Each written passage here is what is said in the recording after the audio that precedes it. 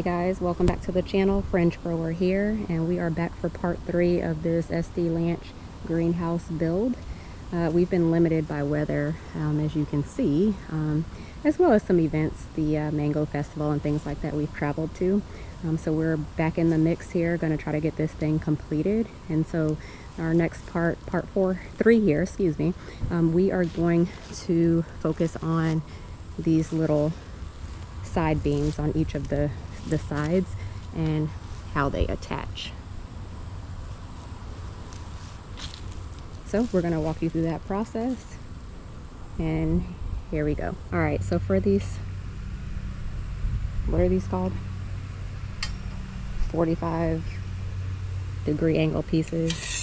First thing you want to do is just snap this clamp on and get it lined up with the holes, and then you're going to just go ahead and screw in these bolts.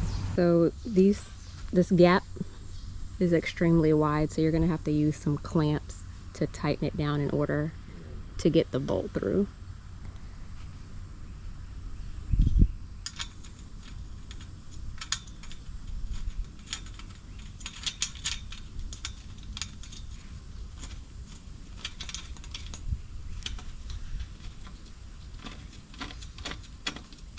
And then that'll hold it in place until you're able to tighten everything down.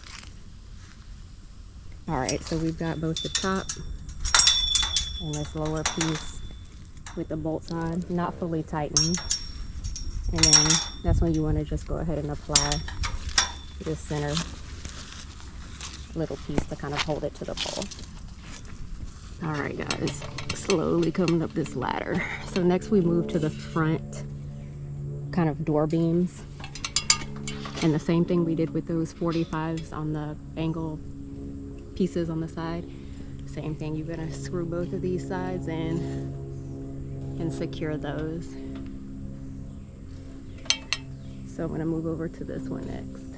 All right, so next we are bolting down this cross beam that's gonna go across the top of the opening of the door.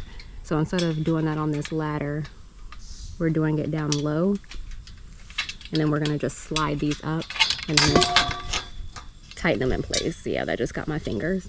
All right, so this is what you should see both at the front of this greenhouse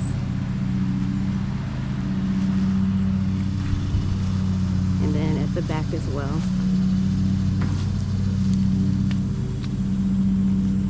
And again, just showing just the clamps. We had to use a level to make sure, obviously, that these were level. Same for the upper portion. You can see the level hanging out up there.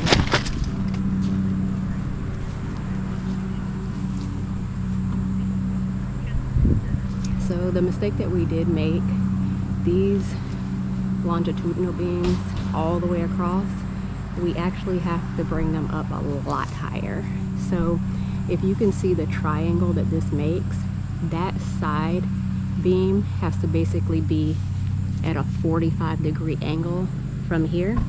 So we actually have to move all of those up to here.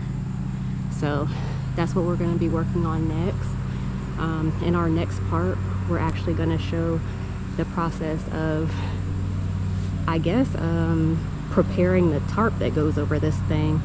We have a lot of research to do on that because, again, there's no instructions inside the manual that shows how to do that.